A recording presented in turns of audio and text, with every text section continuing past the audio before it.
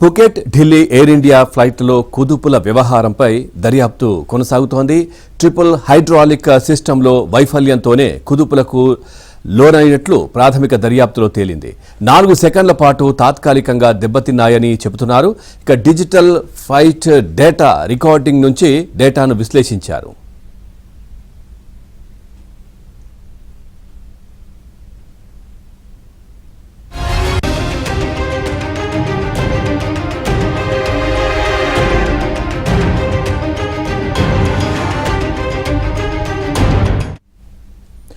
ముందుగా green hydraulic సిస్టంలో మొదట వైఫల్యం నమోదైంది. సుమారు 1 సెకండ్ తర్వాత బ్లూ, ఎల్లో హైడ్రాలిక్ సిస్టంలు కూడా ప్రభావితమయ్యాయి. దీంతో నియంత్రణ వ్యవస్థపై ప్రభావం పడింది.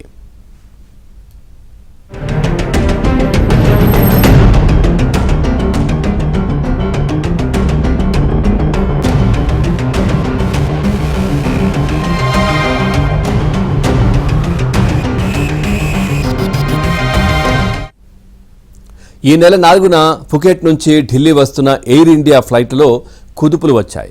విమానం ఒక్కసారిగా 300 అడుగుల కిందకు జారడంతో కుదుపులు వచ్చాయి. ఈ ఘటనలో 20 మంది ప్రయాణికులు, 4 సిబ్బందికి గాయాలయ్యాయని ఏఏఐబీ తెలిపింది.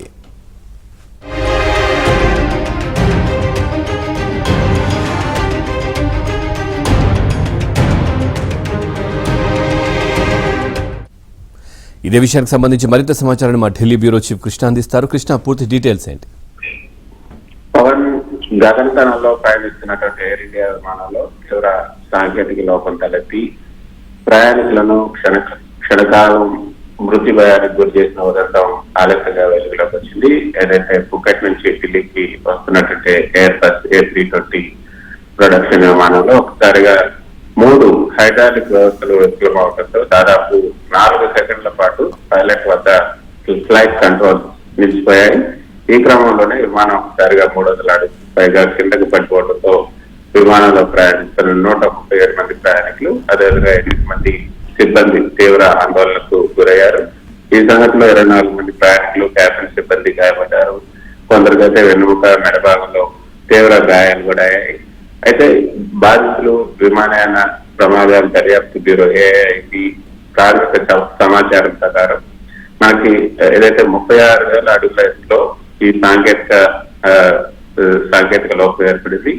ఒడిశా గగనతలంలో విమానం 36,000 అడుగుల ఎత్తులో ప్రయాణిస్తున్నటువంటి సమయంలో ఈ అనూహ్య ఘటన జరిగింది.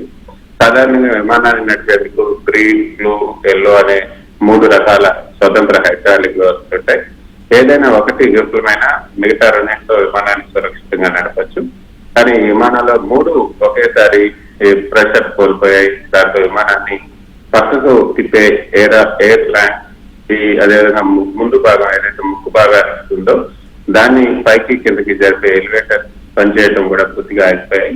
హఠాత్తుగా పైకి లేచి కిందకి పడిపోయింది. కంట్రోల్స్ విఫలం అవడంతోనే ఆటో పైలట్ వ్యవస్థ డిస్కనెక్ట్ అయింది. విమానం ముక్కు భాగం తీవ్రంగా పైకి లేవడంతో ఫస్ట్ ఆఫీసర్ కో-పైలట్ వెంటనే మాన్యువల్ కంట్రోల్ తీసుకుని విమానాన్ని కిందకి పంచారు. ఈ క్రమంలోనే విమానం వేగంగా 300 అడుగుల ఎత్తు దిగజారింది.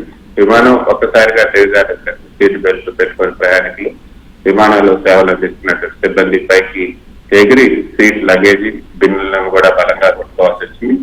4-5 సెకండ్ల పాటు ఈ ఉత్కంఠ తర్వాత ఈ హైడ్రాలిక్ ప్రెషర్ తిరిగి సాధారణ స్థితికి రావడంతో పైలట్లు విమానాన్ని అదుపులోకి తెచ్చి ఢిల్లీలో సురక్షితంగా ల్యాండ్ చేశారు.